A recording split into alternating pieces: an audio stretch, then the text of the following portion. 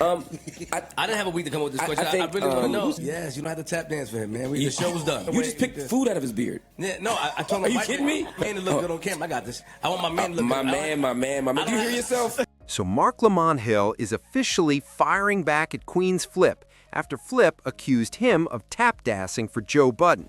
And if you've been paying attention, this isn't coming out of nowhere. The latest exchange between Marc Lamont Hill and Flip Flares has them clashing once again.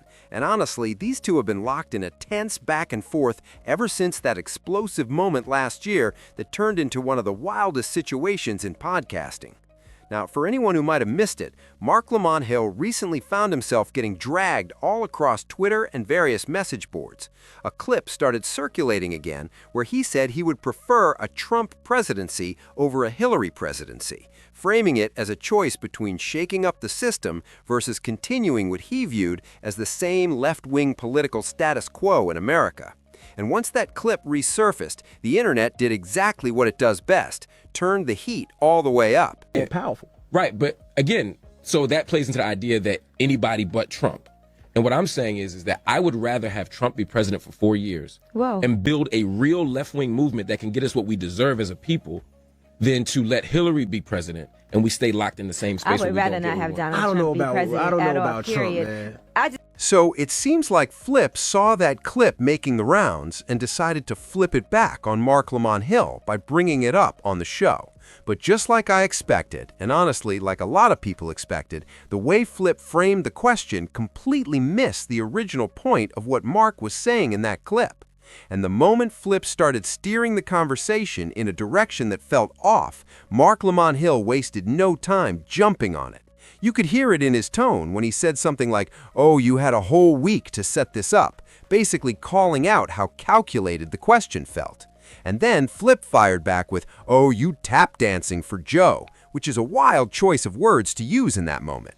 What's ironic is that if you actually watch the podcast regularly, it's always felt like Flip is the one who's eager to stay in Joe Budden's good graces.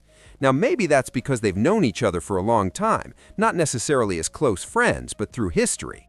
Let's not forget, Joe Budden was once signed to Flip's people under what's been described as a pretty bad deal. That connection has always been there. But once things escalated, Marc really turned up the heat on QueenzFlip, basically saying, "Look at you, you're the one fixing Joe's beard when there's food stuck in it. You're the one always trying to stay on his good side." What really happened in that moment was Marc holding a mirror up to Flip and throwing the accusation right back at him. And then, in the middle of that exchange, Imani jumped in with some commentary. I don't think Imani was necessarily siding with Marc, but whatever he said clearly rubbed Flip the wrong way, because you could see the irritation start to build. We said, I don't got to bet that from him like you because he makes funny jokes. I'm about to ask you a question. How you get to me? And Flip immediately snapped back like, "Yo, you really taking up for this guy right now? Come on, stop." Now, I know on the surface, Flip might have looked a little wild in that moment, but honestly, I get where he was coming from. When you're in a back and forth with Marc Lamont Hill, you don't want extra voices jumping in. Marc is really good at building rapport with everybody else in the room, which makes people feel comfortable enough to joke, add commentary, and pile on, especially when Marc has his sights locked on you. I've seen this same thing play out on Spaces. Marc has a lot of supporters. And let's be real, he's got a lot of glazers. I'm not even going to lie about that. And a lot of times, it's the intellectual crowd, or at least people who want to be seen as intellectual. Now, I'm not saying Marc's entire fan base isn't actually smart, because that wouldn't be true. But like Imani once pointed out, there are definitely some people who are, respectfully, dumb as rocks. Not all of them, but some. Those folks latch on to Marc's talking points because it makes them feel like they're the smart segment of the Joe Budden audience, even though in reality they couldn't really argue the points themselves or execute the logic the same way. They just want to align with who they think is right or who they believe sounds the smartest in the room.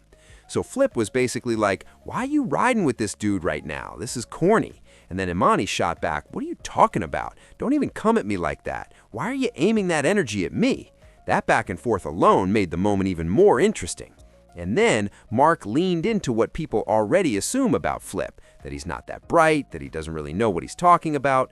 When Marc said, "You had a whole week to ask this question, and this is what you came up with," that was a calculated jab. And to make it even slicker, he followed it up with that passive-aggressive move. "You ready? Come on, you ready?"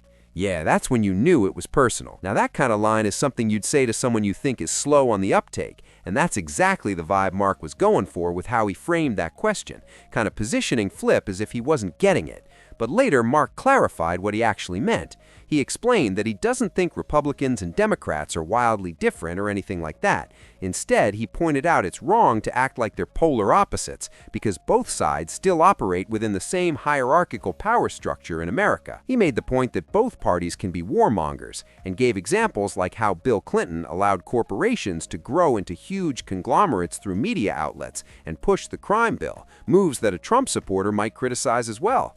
So really, Marc was just trying to highlight that it's more complicated than just red and blue. That was his reflection at the core of the clip. Moving forward, it's clear that Marc Lamont Hill and Flip just really don't like each other. There's no real friendship there. It's kind of similar to the dynamic Melissa Ford and Flip had. They started out cool, faking it a little even, doing skits together, but eventually stopped because of a fallout. And later, it was obvious Melissa couldn't even stand to have Flip around. Not just his look, but just his energy and presence in the room.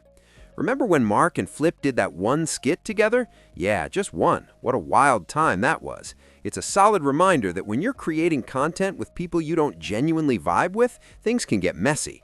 I remember when they invited me to join Improper Improv, and I was like, why would I do content with people I don't like? Because later you could pull up those clips and use them against you, showing you how you were chasing clout or a moment. So seriously, be careful when you make content with folks you don't truly get along with. It can come back to bite you. Before I wrap this up, I want to quickly point out another moment involving Marc Lamont Hill. It's less of a full-on exchange and more of a heads up. So Ice made some kind of insinuation or joke, implying that another cast member might be gay or homosexual, and Marc didn't hold back, putting Ice on the blast for that. I won't dive deep into it now, but it's definitely something to keep an eye on.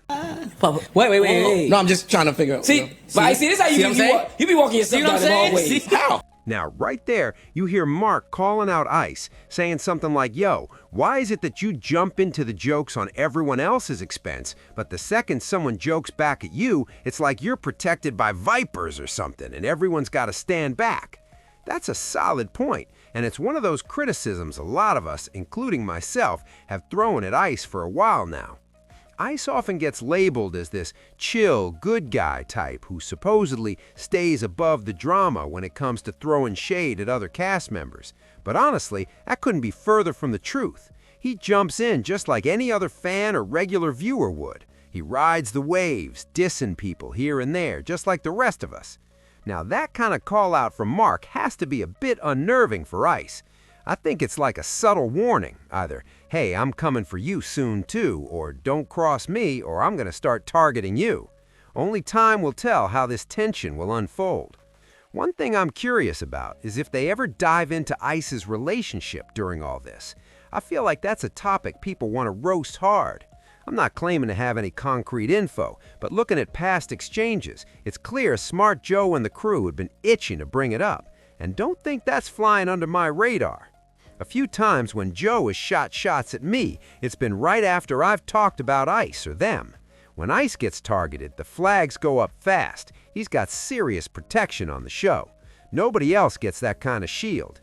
You can throw shade at Marc or Imani or Ish or Joe or Parks, and it's all fair game. But when it comes to Ice, oh no, you might get an email from the QABs.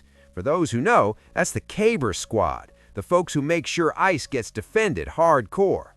All right, that's my breakdown for now. Let me know what you think about the ongoing back and forth between Marc and Flip. Also, tell me your thoughts on the Ice and Marc dynamic, the subtle warning Marc dropped, like, hey, Ice, don't act like you can go there because things can escalate real quick. Honestly, I'm not sure how Ice will handle being on the receiving end of that heat. Flip might be able to roll with it a bit better. I don't know if Flip can really take it all, though. I think Flip's playing a low-key game, trying to catch Marc off guard. Flip's kind of like the guy who sacrifices himself to land a hit on the target. He might get a big hit on Marc eventually, but it'll come with a price to his reputation. And honestly, I don't know if Marc's ready for that either. Both guys are playing a game, whether on the pod or just in public. They're watching each other, sizing each other up, feeling out the tension. At one point, Flip even threw a jab saying, oh, you begged to stay.